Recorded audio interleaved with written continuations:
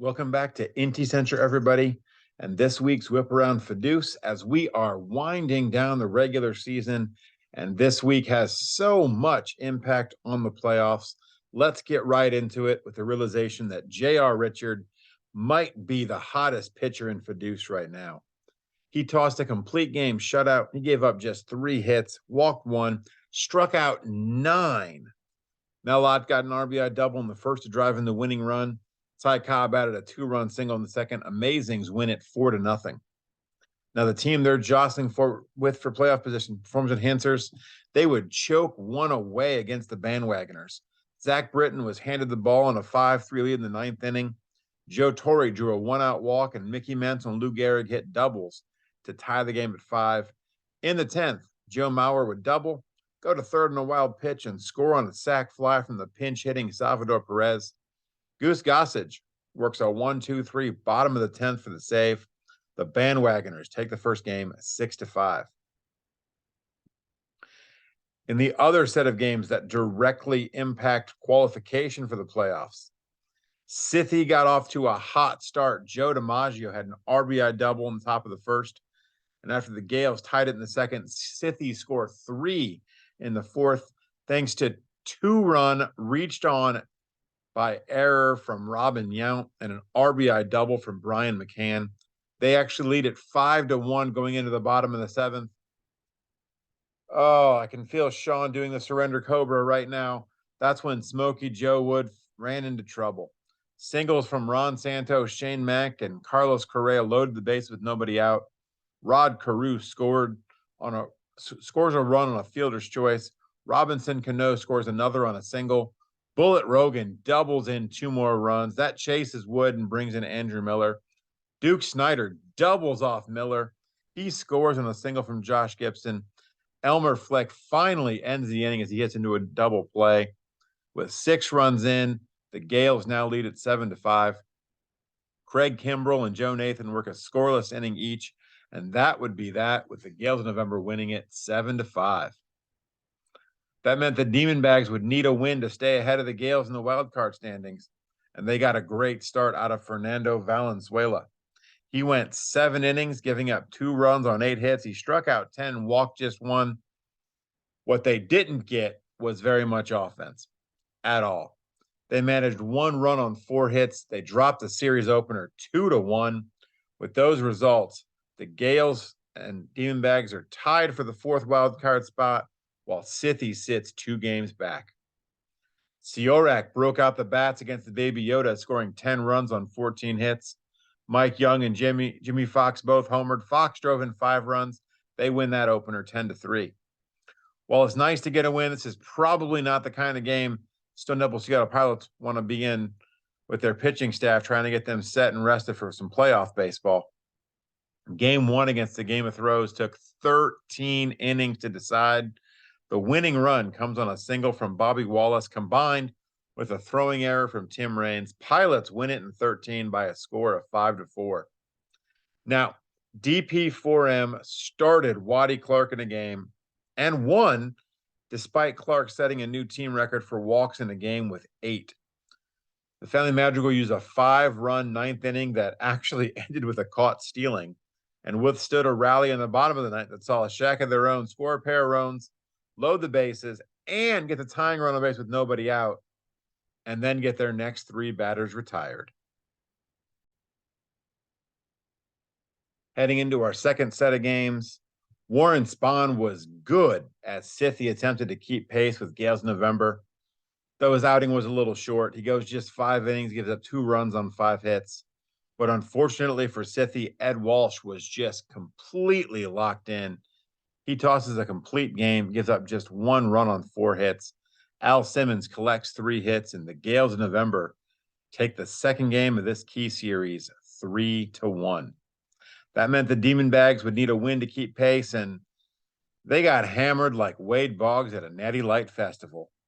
Roy Halladay got chased in the 5th inning. He gave up 6 runs on 6 hits, a 3-run homer from Deacon White as the blow that knocked him out of the game.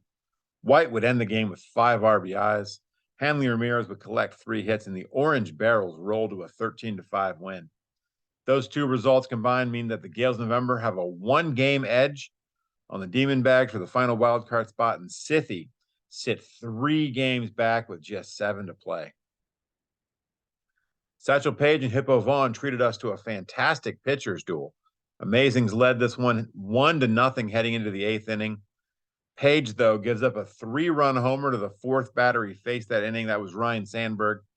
Let's Play 2 knock him out of the game and take a 3-1 lead. Charlie Blackwell, though, hits a leadoff homer in the 9th to pull the Amazings within 3-2. Charlie Gehringer, he hits a double with 2 outs. That brings up Keith Hernandez, tying run in scoring position. But Hernandez flies out, and Let's Play 2 gets the win 3-2. That meant if performance enhancers could win, they could pull back into a tie for that number 2 wildcard spot and the home field advantage that comes with it. Vita Blue gave them a solid start. 7 innings pitched, 3 runs allowed on 9 hits, 8 strikeouts, no walks. Larry Walker got back all 3 runs Blue gave up on a single swing of the bat, a 3-run homer in the 3rd. Dick Allen and Nomar Garciaparra also drive in runs. The Enhancers win that one 5-3, and that does bring us all square in the chase for that second wild card. A Jesse Burkett single in the 5th was the Baby Yoda's first base runner of the day and the only hit surrendered by Tom Glavine. He was dominant, tossing a complete game, 1-hit shutout with 1 walk and 10 strikeouts. The Steel Tiger Cranes had no problem teeing off on the Yodas, including a grand slam from Bert Campaneris. They win this one easily, 11-0. Babe Adams made it 2 wins in a row for the Family Madrigal over a shack of their own using recently promoted pitchers. Adams was great. He went 8 innings, giving up 1 run on just 4 hits. Charlie Smith was also very good. He gave up 2 runs on 4 hits in his 8 innings of work and takes the hard luck loss.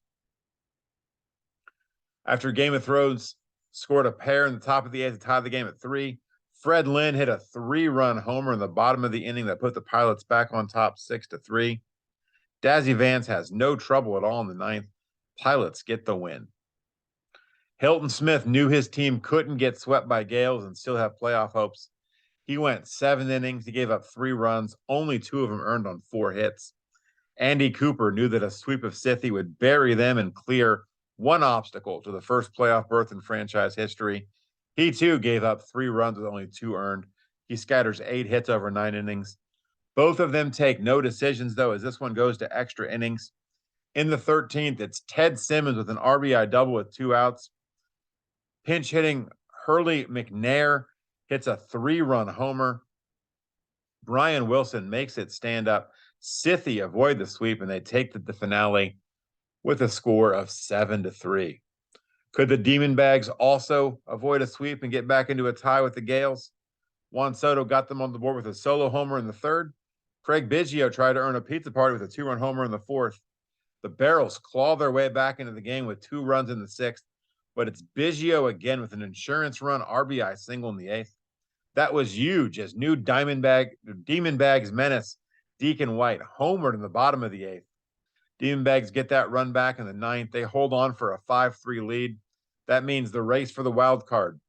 Demonbags tied with the Gales. Sithi 2 games back. We got 6 games to play. Pud Galvin was juiced up and ready to go. He went 7 innings, gave up just 1 run on 9 hits. The Enhancers' bats were also juiced up. Nomar Garciaparra and Bill Dickey each homered.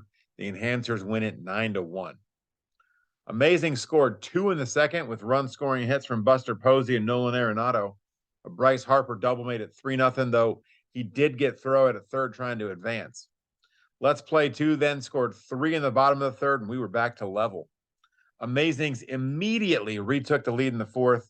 Roy Campanella scored on an Arenado reached on error by Mark Grace. Mike Schmidt ties it at 4 with an RBI single in the 5th. Ty Cobb looked to put his team back ahead in the 7th. Charlie Gehringer doubled. Cobb tried to score from first, but he's nailed at the plate.